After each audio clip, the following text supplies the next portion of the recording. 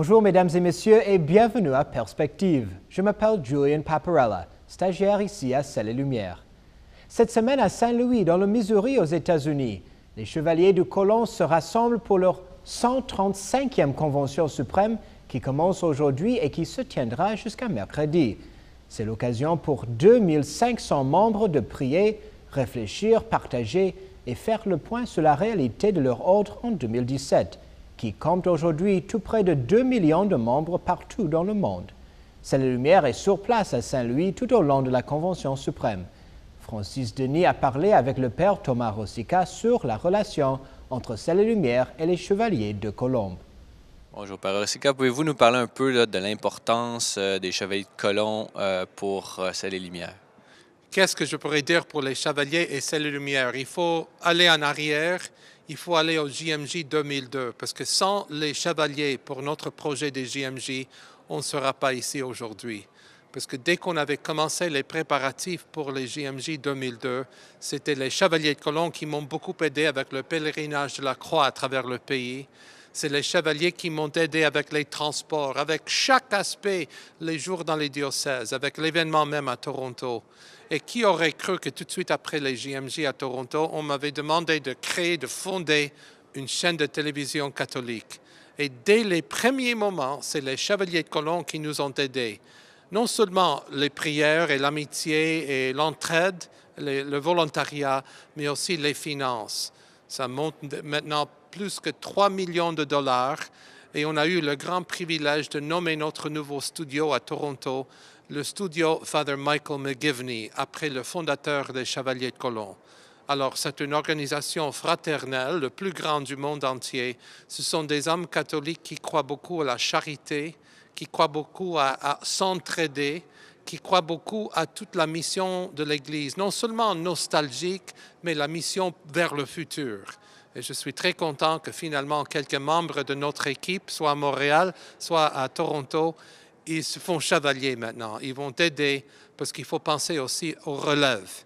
Parce que sans les jeunes dans les chevaliers, ce sera une chose du passé. Et moi, je suis très impressionné par cette nouvelle impression, cette nouvelle génération, cette nouvelle énergie, surtout à travers ces conventions internationales.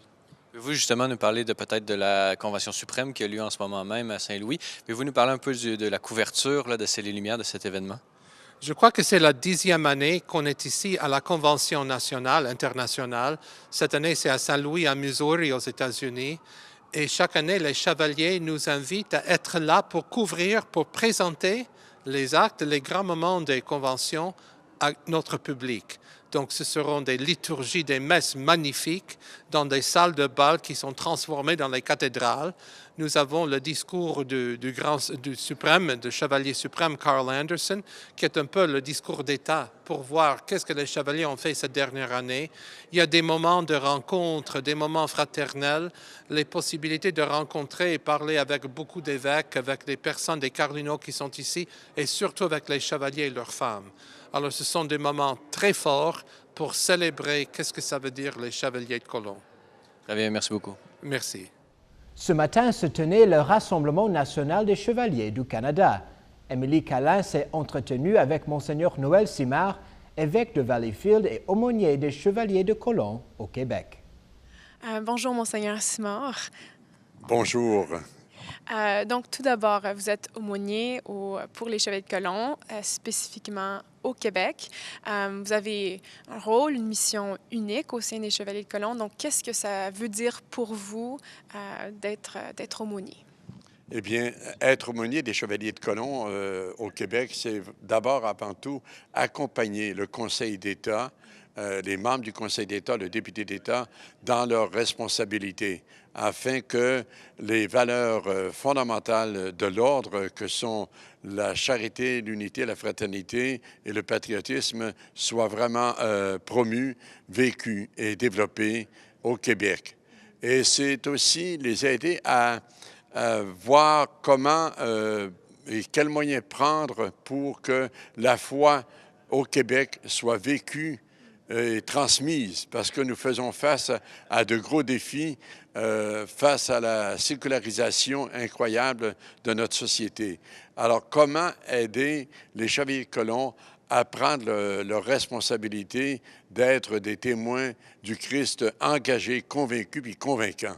Alors, c'est pour ça qu'être aumônier, c'est d'aider les chevaliers de colon, les conseils, les assemblées à être présents dans leur société, dans leur communauté, dans leur paroisse, afin que la joie de l'Évangile soit vraiment, n'est-ce pas, lumière sur leur route et lumière pour tous les hommes et les femmes de bonne volonté.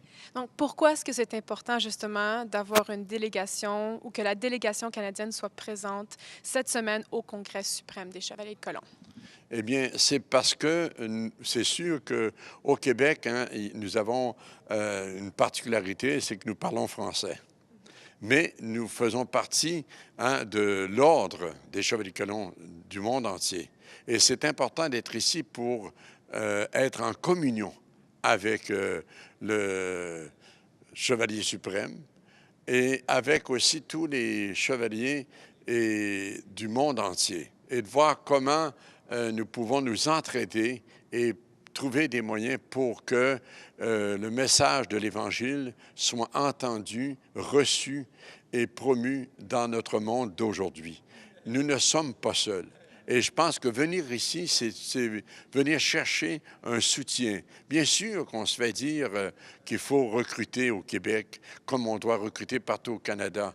Mais quand nous voyons les accomplissements dans d'autres pays, eh bien, ça nous stimule.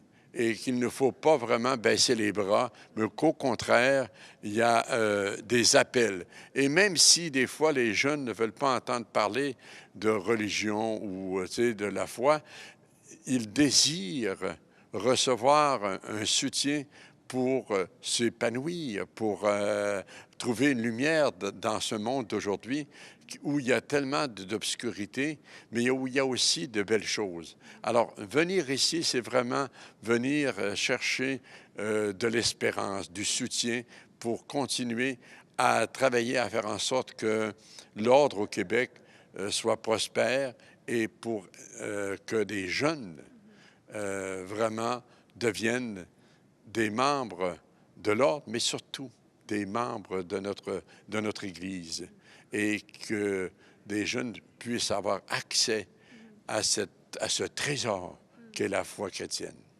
Vous avez parlé d'espérance, donc quelles sont vos espérances ou vos attentes cette semaine pour la délégation canadienne?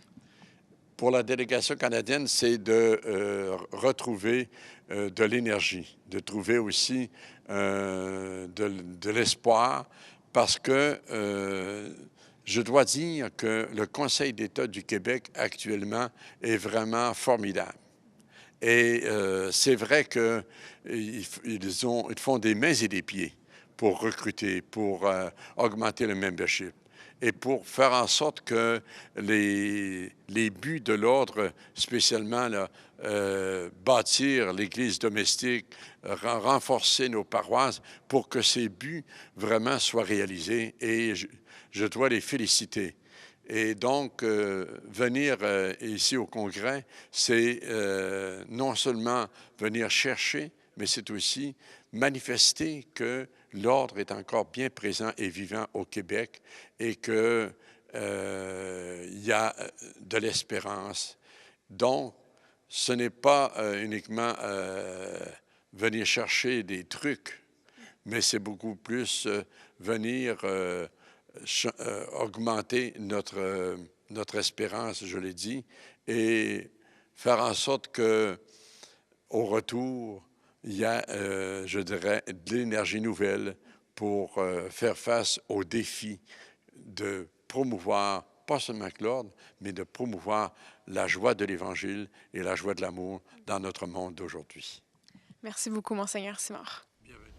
Notre couverture complète des événements commence demain matin à 10h10 avec la messe d'ouverture et se poursuivra toute la journée ainsi que mercredi.